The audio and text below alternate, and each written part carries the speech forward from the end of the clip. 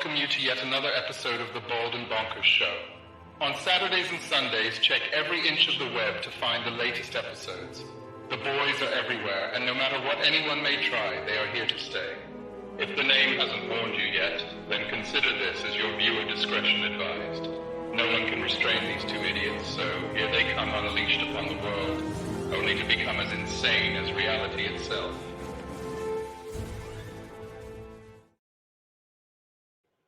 Well,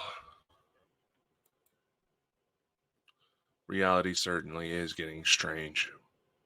My name is Dakota France, and I am the specialist of the strange and host of the Bald and Bonkers Show. Today, ladies and gentlemen, it's just you and me. I wanted to come on here to move your damn chair. not more than just move the damn chair. I wanted to come on here to discuss some of the controversies surrounding those trying to make contact with alien grays.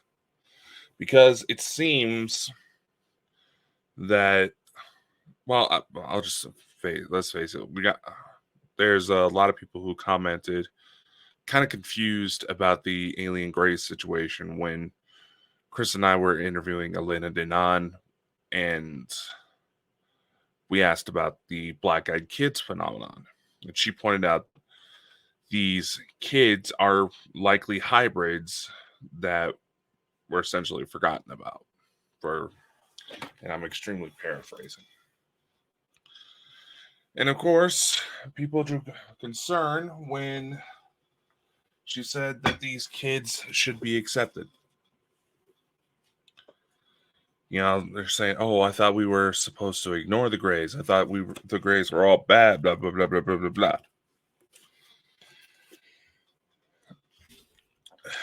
This is something that sort of falls into the blanket assumptions that several people make when it comes to the extraterrestrial phenomenon. And unfortunately, one can actually argue that it could be a basis for genuine racism. Now, I will say this. I know exactly the type of grays that Elena is talking about.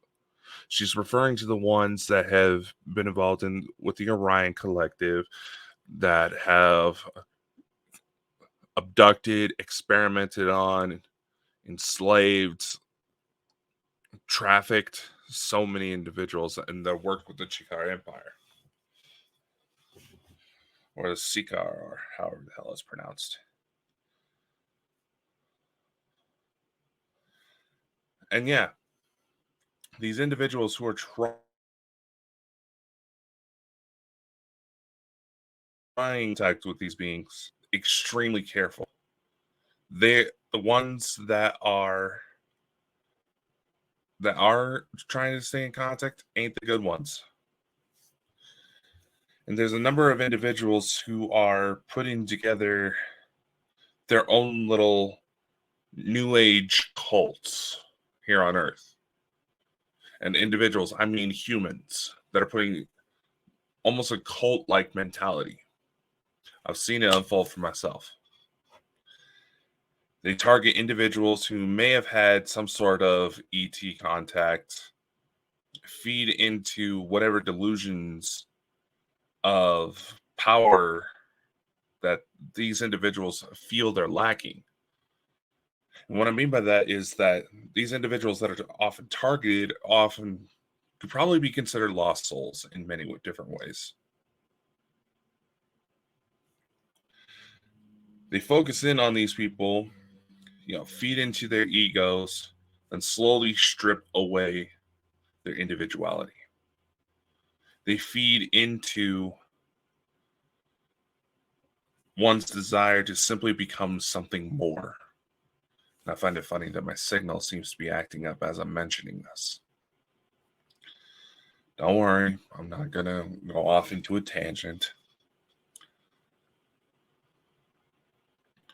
And Elena's right on so many levels. This is a last ditch effort because, again, if we openly offer consent, even consent by proxy through our political leaders, which is exactly what's happened for the last 40, 50, 60, 70 years,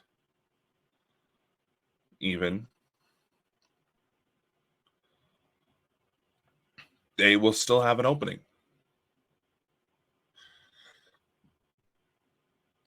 Many in the Galactic Federation, they have changed their directives in order to combat this more. They're getting fed up.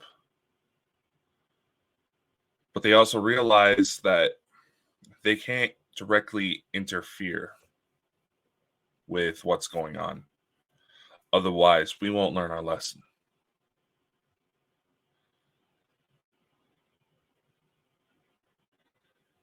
And there goes the debate.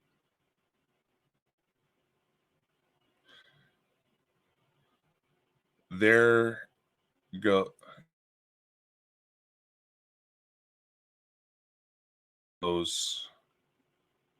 many of the we're facing now. Let's take situations of domestic abuse, just as an example. How many times have you heard stories of the abused defending their attackers? Saying, oh, they've been under a lot of pressure. Oh, they're really good people, blah, blah, blah, blah, blah. But in the end, there is no improvement. There is no chance to adapt. There is no betterment. The bruises just get worse and worse until one day the situation reaches its ultimate resolve. The only way for someone to actually escape that, because so many different systems failed them, the abusers succeeded in isolating their target from individuals they actually cared about, that would actually care about them, that would actually step in. Traits that so many young people these days seem to think is okay. And then they wonder why they're alone, that no one wants to deal with them. No one who's actually, genuine to their heart.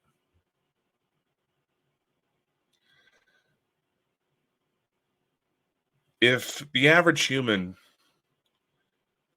can come up with such cruelties on their own, can you imagine what a race with a brain capacity and processing power up here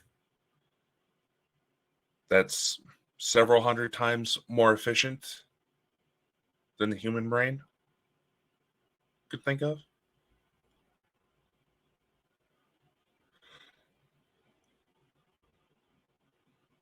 A lot of the contacts within the Galactic Federation of Worlds, they advise that several of these very alien races, the ones we know as the Zerog or the Zeta Reticuli,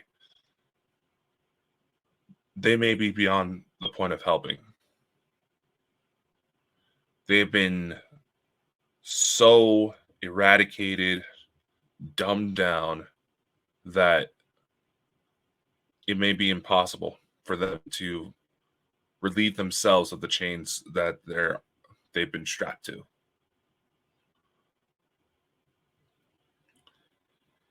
And just like cycles of abuse, chances are moves from generation to generation to generation. And more often than not, so many people make the mistake of trying to hide the fact that the abuse is taking place in the beginning. Maybe going as far as,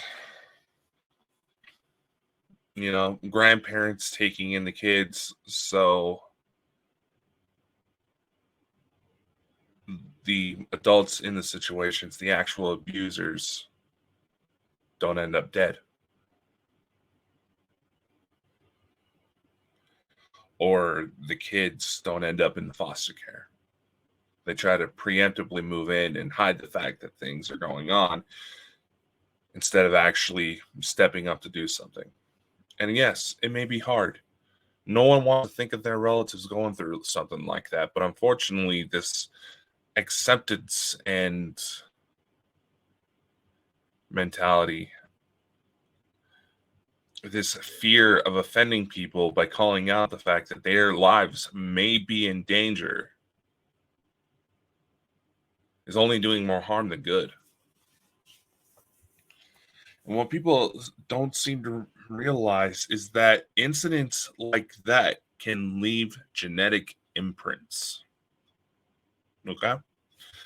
These things can happen for so long that perhaps it's some sort of evolution tactic that DNA has, to where it actually catalogs life events, right? Because for some reason, DNA thinks that if the parent goes through something, chances are the child is going to go through something similar. That's the environment. The child needs to have some sort of adaptation in place. Now, if the abuse is allowed to happen, a child comes into the relationship from an abusive parent, chances are that child will have a genetic disposition for violent outbursts. This does not mean, for those of you who are not paying attention to the entire videos that are getting put out, this does not mean the child is screwed to become just like their abusive parents. Absolutely not. It just means that they will have the potential if not taken care of appropriately. The stressors of life that seem to be triggers for the abuser, the initial abuser, may eventually set off the child, but the child still has potential to break free. The reason why I'm saying this is because there's some of you, this is to kind of go back to the point of the black-eyed kids. There's a lot of people who start saying, oh, black-eyed kids have been around for a long time. Anybody who let them in had bad things happen. Yeah. Have you ever dealt with a child who was whose mother was addicted to drugs during pregnancy? I have. He was a good kid. When the mom realized she was pregnant, she cleaned up her act, but it was too late. The child was already basically addicted to drugs before he was even born. And he dealt with a lot of issues. Does he still? I don't know. The mom got a fairly decent job and moved him and the kid out of the state. So, her and the kid out of the state, I should say. So I honestly hope that kid's getting the help that he needs. Because who knows? They often say children are doomed to one of two pathways in life when it comes to situations involving their parents. They're either doomed to become their parents, or they spend their life against that.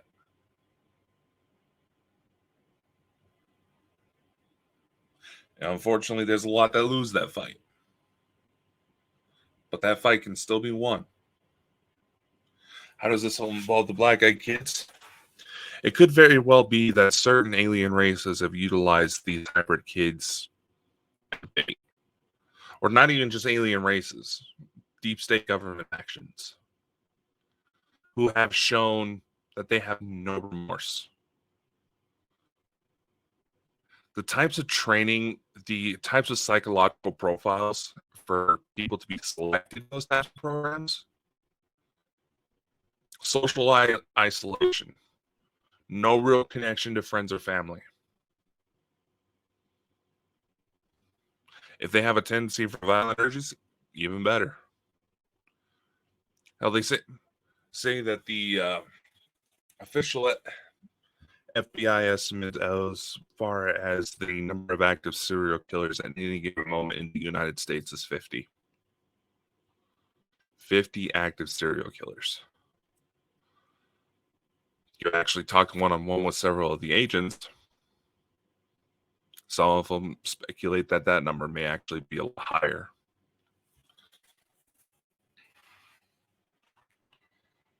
And when it comes to these black-eyed kids, the gray hybridization program was an attempt to figure out how to transfer the soul to the grays. Maybe on some level. This is going into speculation, okay? This is purely speculation. Maybe on some level, this may be an attempt for the grays to try to regain themselves, the ones that have been oppressed. On the other hand, in a lot of ways, when you really think about it, the Gray's mentality can be kind of perceived as a more complex version of Asperger's. Someone who's on the autism spectrum. I'm not saying people with autism are bad. I know I'm kind of jumping beforehand, but there's a lot of people who seem to jump to conclusions and not actually pay attention.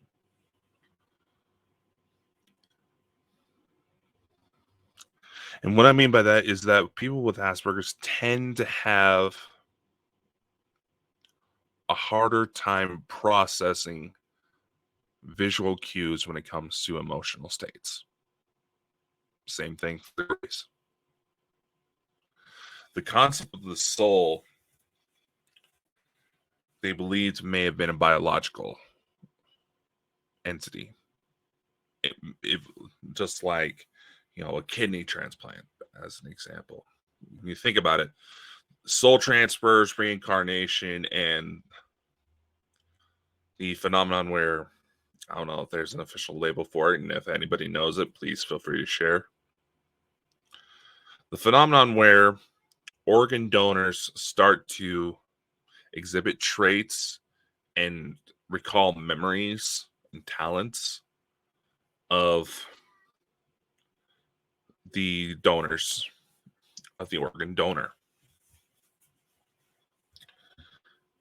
Which, when you think about it, can be very similar to how sometimes children who, for one reason or another, did not actually know their biological parents. For whatever case that may be. Whether it's something happened to the parents, or it's a situation where the kids were still in high school, clearly not ready to be full-time parents, and they decided to give the baby up for adoption. Whatever the case may be.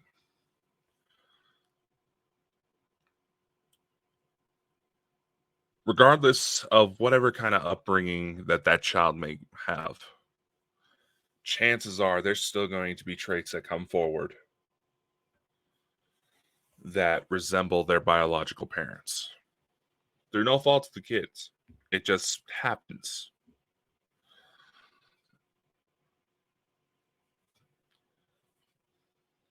And it's honestly unavoidable, to where, you see all these stories about parents trying to hide certain details from their children. Say, mother who messed around won't tell her kids who her biological father is. This is one example off of the top of my head, or basically situations like that. Or maybe the mother had a legitimate reason that the father may have been a legitimately dangerous individual. I'm going to tell you from personal experience, the second that kid has any inclination that they may have family out there, they're going to go looking. I unfortunately knew my father. He is currently spending the rest, what will likely be the rest of his life in prison right now for the things he did.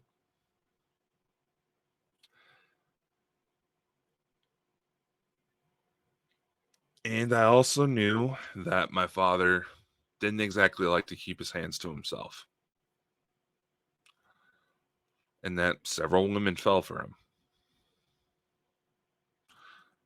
I will say this. I can say that 1995 was probably a fairly good year for my father because 1996 he started having kids pop out, me included.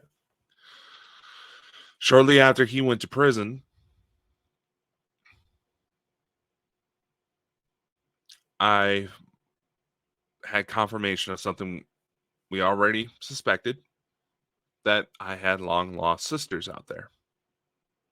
Little did I know that one of my long lost sisters was in my math class. I was about 14, 15 years old when this took place.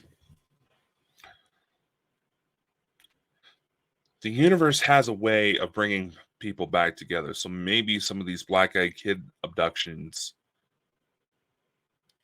are these kids trying to find their families. The Galactic Federation of Worlds, if you actually read Elena Denon's book, We Will Never Let You Down, where she talks about encounters with Valthor, hybrids. She meets an individual from Talihara, which, for those of you who are wanting more information about my story, you're going to want to pay attention. They talk about how she talks about how the Federation actually takes some of the hybrids to be put on, to be sent to different worlds for basically an intergalactic adoption process. And that if the kids have a soul, which means in some cases the hybridization worked, the goal to integrate a human soul into the gray collective, it worked. There were some specimens that actually exhibited the soul. If for some reason they could not find a sustainable world where that being would be able to thrive and have the chance to become something better, they've admitted that they would put those beings out of their misery. If not, put them into adoption programs because they believe these beings had a chance. It was not their fault that they were created. These hybrid kids were rescued from deep state programs, MK Ultra-esque things. MK Ultra-esque programs. And just like the beings the people who were abducted, the kids aren't at fault for what their parents did. It's not the children's fault that happened. But the Federation believes in second chances. So the trouble with Greys is that we need to be careful about how we identify, how we move forward. Yes, we need to be careful, but we also got to realize that there's even that not all beings of the one race are bad. We need to stop making that assumption. That is a warning that several people have been trying to make. As a majority, when it comes to the warnings about the Greys, yeah, they're warning about the ones that are known to screw with people. But then again, there's also race out there that fit under the gray genome that don't really care, don't really deal with humans. I mean, I believe there's one off the top of my head. It's the Eric. They're well known, very kind. They tend to fly around in ships that emit kind of an orange light, wobble, kind of hexagonal in shape. They're essentially intergalactic geologists. They don't really get involved with humans at all. In fact, October, Halloween of all days, October of 2021, I was actually about 20 feet away from one of their ships. And if anything, they were just as shocked to realize to see me as I was to see them. Naturally, the second I had a chance to actually photograph the damn craft, they managed to get away. Bastards. Nah, I shouldn't say that. They likely had their reasons. But nevertheless, I love how my mic is cutting me out partially. Anyway, but nevertheless, the universe is a big place. And when it comes to trying to understand these species, it's a hell of a lot more complex than any book can potentially give us. Elena's books and classifications of the alien races, they do come in handy. I will not deny that. I personally use them when I go out on investigations, get reports of close encounters to try to help identify what type of species I may be dealing with, whether or not the person has anything to worry about. And let's face it, with the chaos that is the 2020,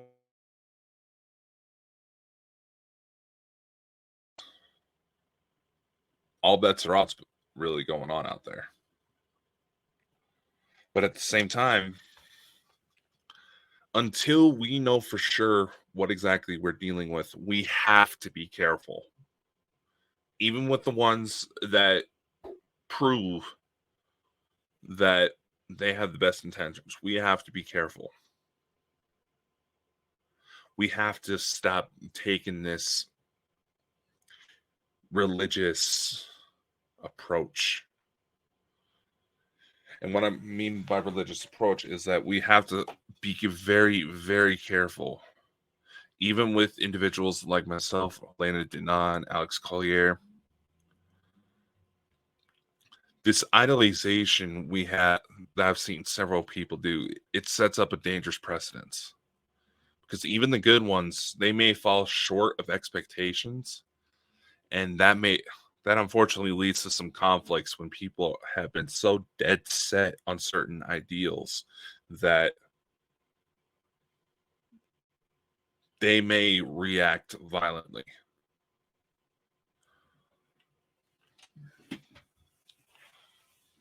Humanity is on the stepping stones to being truly ready to accept that there's other races out there. But we have to stop falling for the traps. We have to show more discretion.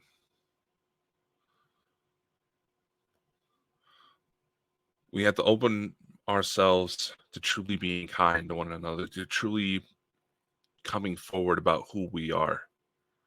Not for any political or power gain, not for any business ventures, but just to understand and level ourselves with these other beings.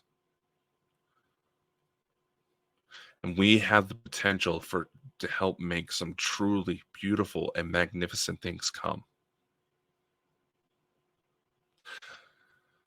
But nevertheless, if we can't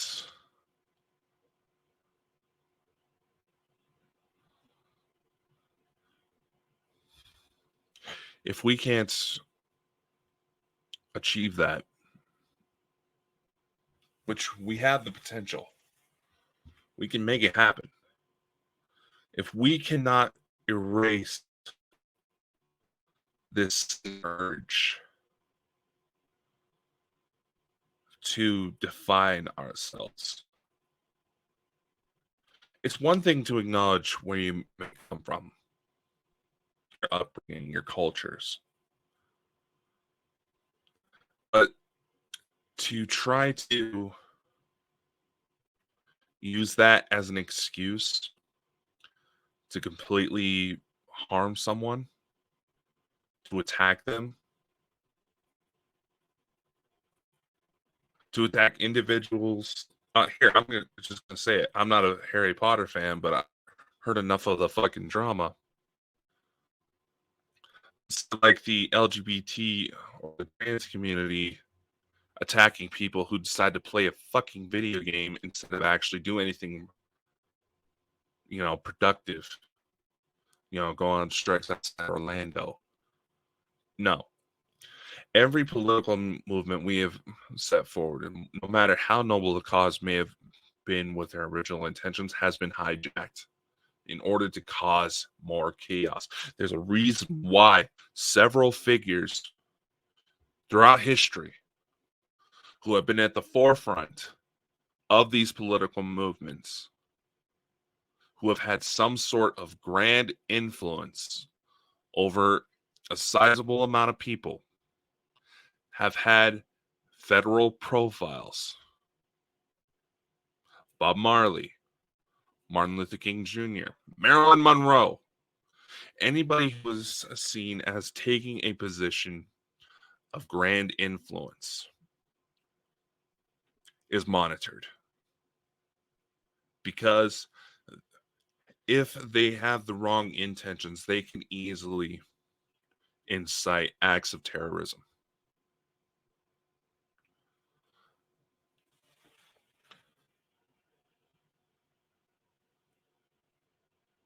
And like I said, no matter how noble the cause may have been at first, corrupt individuals have historically been the first one to realize the potential and the potential of what it may bring them.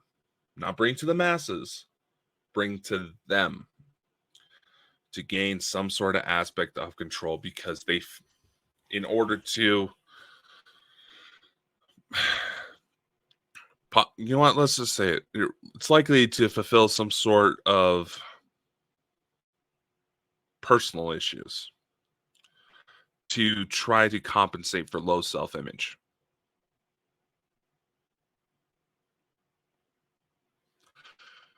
But if we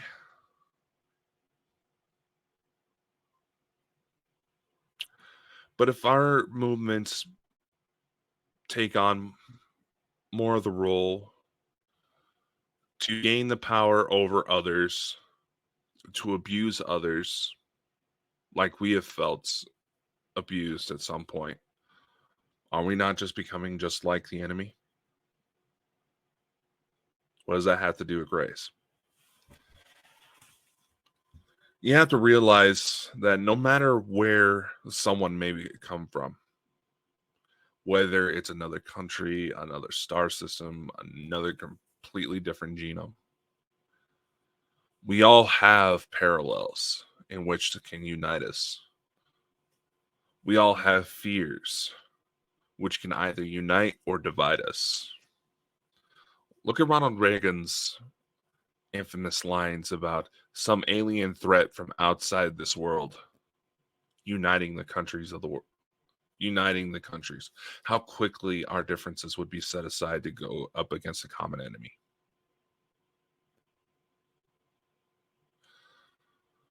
Look at how the beginning of the pandemic, how much more willing people were just to have common courtesy, to check up on their neighbors. See, at my day job right now, I actually work in a grocery store. When the pandemic started, you want to know what we all did for each other? Because so many people were buying out damn near everything in the store. Those of us who worked overnights, we would offer to help stash each other. We would try to make sure that if we had to do any shopping, we do it before the store even opens, so that way we can just either stash it somewhere in the store or stash it in our cars and get the hell out.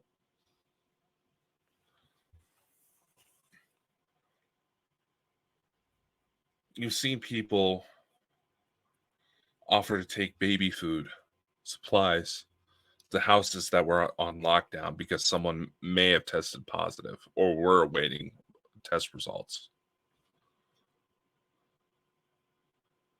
And granted, and after a while, it seemed like everybody was getting violent with one another.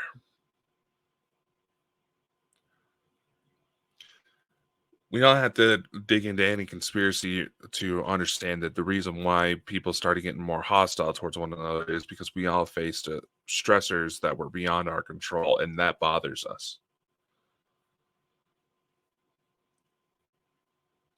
By screaming out that something is wrong, we feel that we have some sort of control.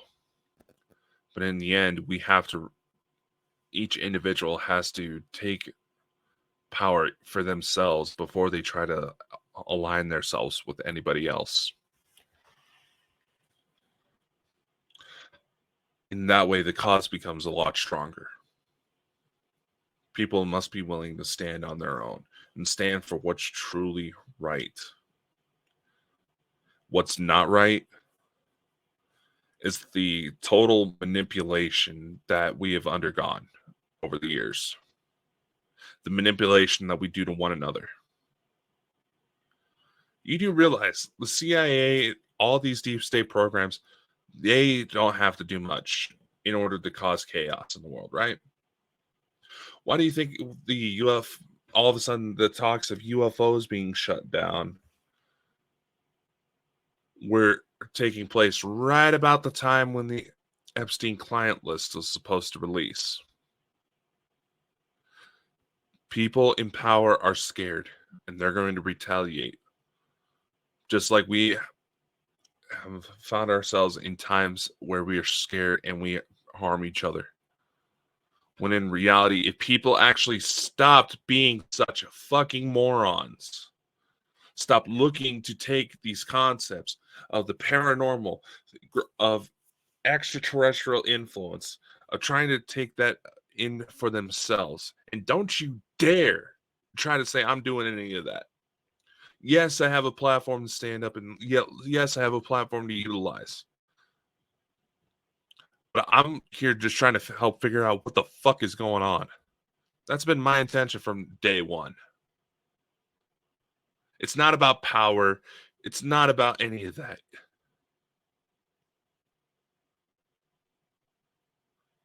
It's about making sure we do what's right and making sure that those we work with and stand by do what's right as well.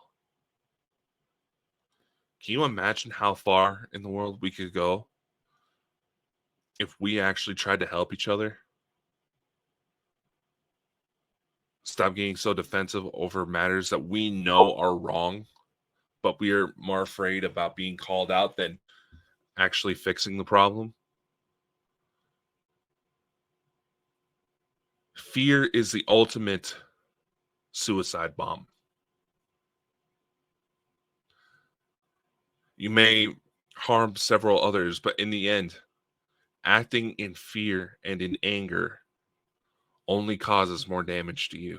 You may be able to harm others, and there may be ways where you can channel those emotions into more productive means. I'll admit it, I've had a temper for most of my life. I've worked on it. People who have been around the longest have said that I've gotten a lot better about it. So good on me. Pat on the back. But I still have to find methods in order to make sure that I don't screw up the good things I have coming. The good things that are coming for everybody.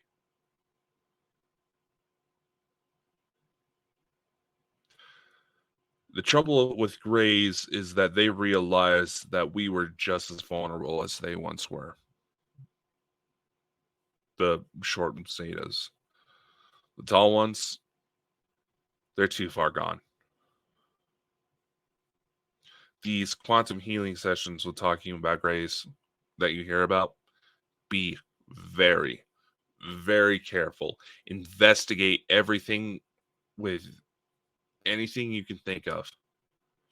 Investigate anybody who comes out. Ask questions. Because granted, there's certain topics that Chris and I have brought up on this show that we can't necessarily test, that we can't necessarily prove. There's aspects of that about my life, even though Chris has seen plenty of action coming from me that he doesn't believe. And I have a hard time believing half the shit that comes out of his mouth because he can't stay consistent. I'll say it. But I still love the guy like a brother. I know that there's something there that needs to be worked on. It's just that he don't fucking listen. Like, see, that's why I haven't made the t-shirt in our Etsy store. I'm funny because murder is illegal. But the troubles with Grays is that they've once been in the position we are now, and they lost.